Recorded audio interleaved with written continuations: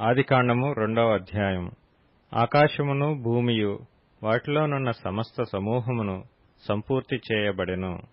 దేవుడు తాను చేసిన తన పని 7వ దినములోగా సంపూర్తి చేసి, తాను చేసిన తన పని అంతటి నుండి 7వ దినమున విశ్రమించెను.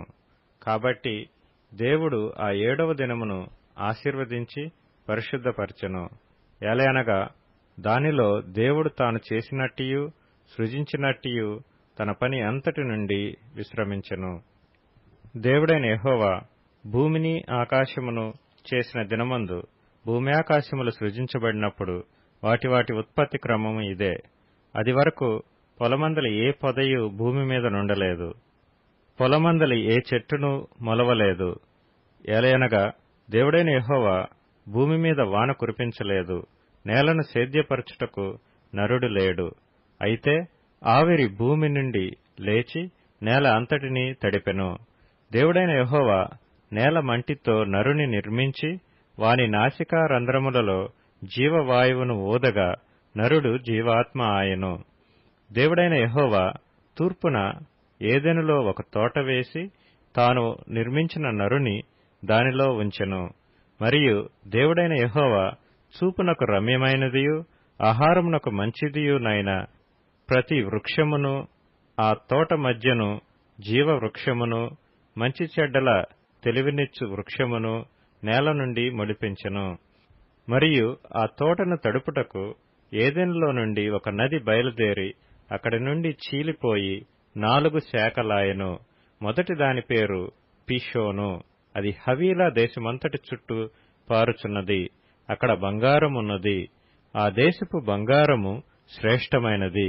అక్కడ బోళమును గోమేధికములను దొరుకును. రెండవ నది పేరు గీహోను. అది కూషు దేశమంతటి చుట్టూ పారుచున్నది. మూడవ నది పేరు హిద్దెకెలు. అది అష్షూరు తూర్పు వైపున పారుచున్నది. 4వ నది యూఫ్రటీసు. మరియు దేవుడైన యెహోవా నరుని తీసుకొని ఏదెను తోటను సేద్యపరచుటకును దాని కాచుటకును దానిలో ఉంచెను.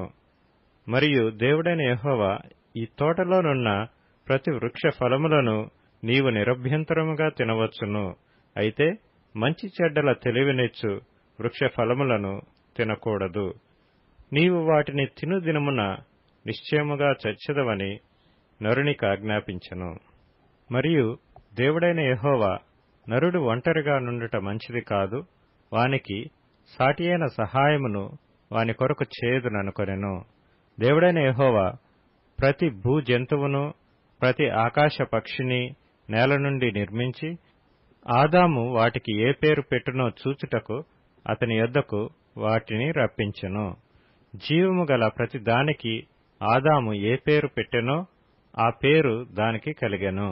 అప్పుడు ఆదాము సమస్త పశువులకును ఆకాశ పక్షులకును సమస్త భూజంతువులకును పేర్లు పెట్టెను. అయినను ఆదామునకు సాటియైన సహాయము అతనికి లేకపోయెను. అప్పుడు దేవుడైన యెహోవా ఆదామునకు గాఢ నిద్ర కలుగచేసి అతడు నిద్రించినప్పుడు అతని ప్రక్కటెముకలలో ఒకదానిని తీసి ఆ చోటును మాంసముతో పూడ్చివేసెను. తరువాత దేవుడైన యెహోవా తాను ఆదాము నుండి తీసిన ప్రక్కటెముకను స్త్రీనిగా నిర్మించి ఆమెను ఆదాము నొద్దకు తీసుకొని వచ్చెను. అప్పుడు ఆదాము ఇట్లనెను, నా ఎముకలలో ఒక ఎముక, నా మాంసములో మాంసము, ఇది నరునిలో నుండి తీయబడెను గనుక నారీ అనబడును. కాబట్టి పురుషుడు తన తండ్రిని తన తల్లిని విడిచి తన భార్యను హత్తుకొనును, వారు ఏక శరీరమై యుందురు. అప్పుడు ఆదామును అతని భార్యయు వారిద్దరూ దిగంబరులుగా నుండిరి. అయితే వారు సిగ్గు ఎరుగక యుండిరి.